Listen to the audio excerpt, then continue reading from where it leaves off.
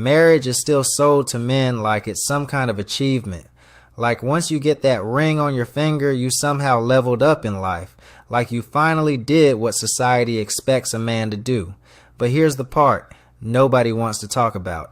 Marriage today is one of the most legally dangerous contracts a man can sign. And most men walk into it with almost no understanding of the actual risks. They think it's about love. They think it's about commitment. What they don't realize is the moment you sign that marriage license, you're entering a system, a legal system, a financial system, and a family court system that does not treat men and women the same. Now, before somebody jumps in the comments saying I'm attacking every marriage out there, let me be clear. There are good marriages. There are couples who respect each other, support each other, and build something real together. But those kinds of marriages are becoming harder and harder to find because the incentives around marriage today are very different than they used to be. So what we're going to do in this video is take a hard look at the risks, the legal risks, the financial risks, and the relationship dynamics that a lot of men don't see coming until it's already too late. Because when you really start examining modern marriage honestly, you realize something pretty quickly. For a lot of men, the risk is a lot bigger than the reward. If you want to understand the risk of marriage today, the first place you have to look is the numbers. And the numbers are not exactly encouraging. In the United States, roughly half of all marriages end in divorce. Some years it dips a little below that, some years it climbs higher. But the point is simple, the odds are basically a coin flip. Now think about that for a second. Imagine signing a legal contract where you already know there's about a 50% chance it's going to collapse. Most people would call that a bad deal. But somehow when it comes to marriage, society still pretends those odds are perfectly normal. And it gets even more interesting when you look a little deeper into who is actually filing for those divorces. Multiple studies have shown that around 70% of divorces are initiated by the woman. In other words, in most cases, the man isn't the one ending the marriage. The decision is being made on the other side. And there's another factor most people don't talk about. Divorce tends to spread through social circles. When people in a friend group start getting divorced, the chances of other couples in that same circle splitting up also go up. It's almost like once the idea becomes normal, it becomes easier for the next person to do the same thing, which raises a pretty uncomfortable question. If the odds of divorce are already high, and the decision to file is often out of your control, then what exactly is a man committing himself to when he signs that marriage contract? Because once you start looking at the numbers honestly, it becomes very clear that marriage today carries a level of risk that most men never really stop to think about. Let's take the numbers out of it for a second and make this real. Imagine you've been married for 10 years. You've been working, saving, building something over time. You've got money in the bank, a retirement account, maybe a house, maybe a couple of cars. Everything you've built didn't happen overnight. It took time, effort, consistency. Now imagine one day that marriage ends, and suddenly everything you built is no longer just yours. It gets divided, not based on who earned what, but based on what the court decides is fair. That can mean half your savings, half your retirement, and in some cases ongoing payments after the marriage is already over. And it doesn't stop there. There are situations where a man can be removed from the very home he's been paying for. The same place he worked to provide, the same place he thought was his.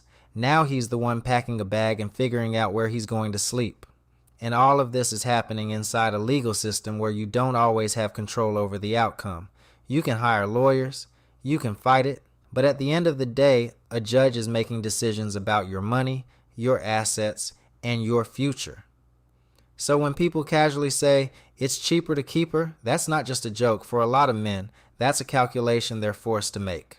Stay in a situation that isn't working, or take a financial hit that can take years to recover from. And this is the part most men don't fully think through when they're walking into marriage, because when everything is going well, none of this feels real. But once things go bad, this becomes very real, very fast. And before any of that even happens, before the arguments, before the legal battles, before the divorce, you start the whole process by spending a serious amount of money just to get into it. the wedding. And let's be honest about what that has become. It's not just a small ceremony between two people anymore. For a lot of couples, it turns into a full-scale production. Venues, decorations, catering, photography, a long guest list of people you barely even talk to. And somehow the price keeps climbing higher and higher. $10,000, $20,000, $30,000 or more. All for a single day, one day. Money that could have gone towards something real. A house, an investment, something that actually builds a future. Instead, it gets spent on an event that's over in a few hours. And if we're being honest, that day isn't really about both people equally.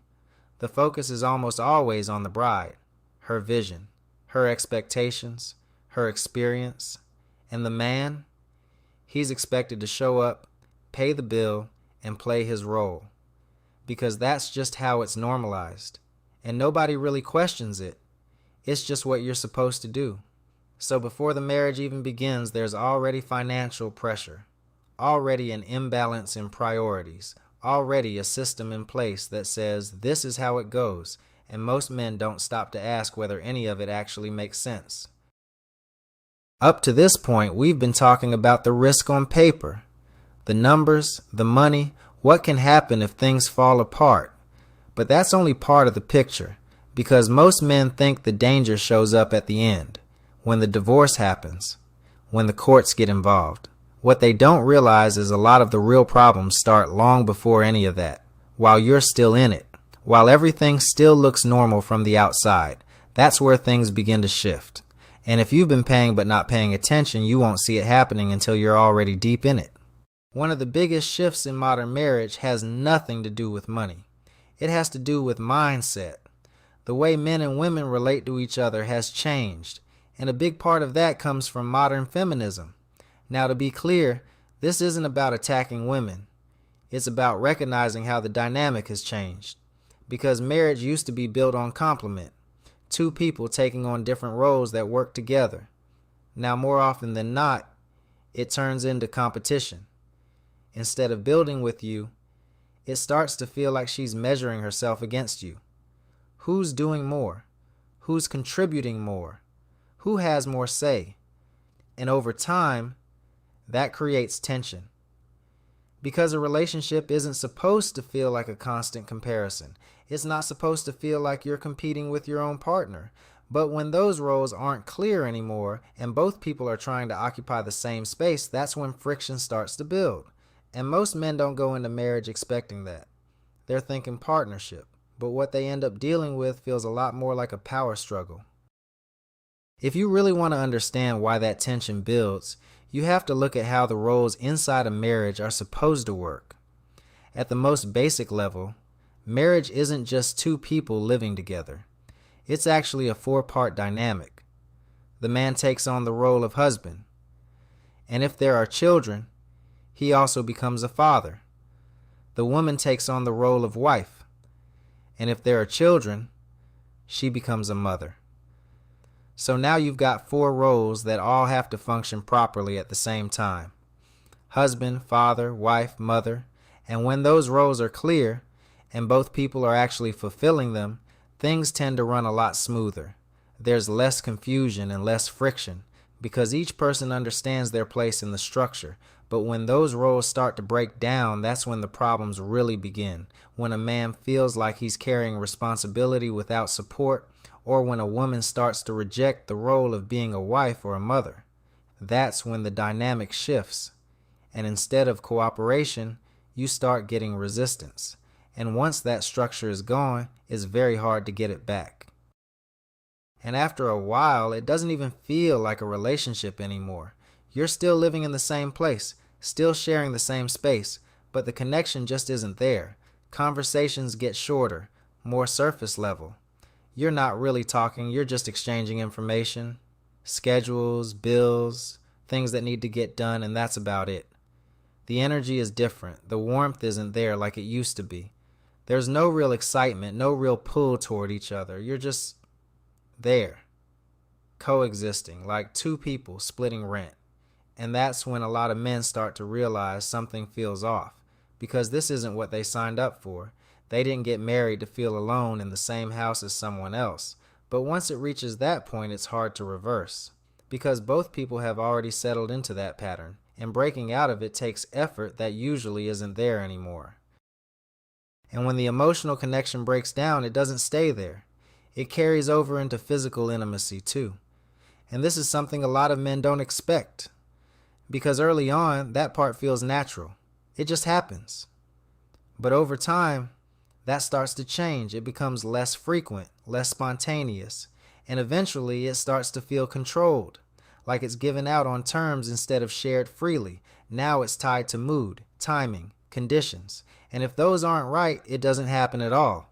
And that creates a different kind of frustration, because it's not just about the act, it's about what it represents: connection, desire, closeness, and when that fades, it reinforces everything else that's already been breaking down. So now you've got less communication, less connection, less intimacy, all at the same time. And at that point, it doesn't just feel off, it feels empty. When you step back and look at all of this together, the numbers, the legal system, the financial risk, and what actually happens inside a lot of modern marriages, you start to see a pattern. And it's not a pattern that favors men.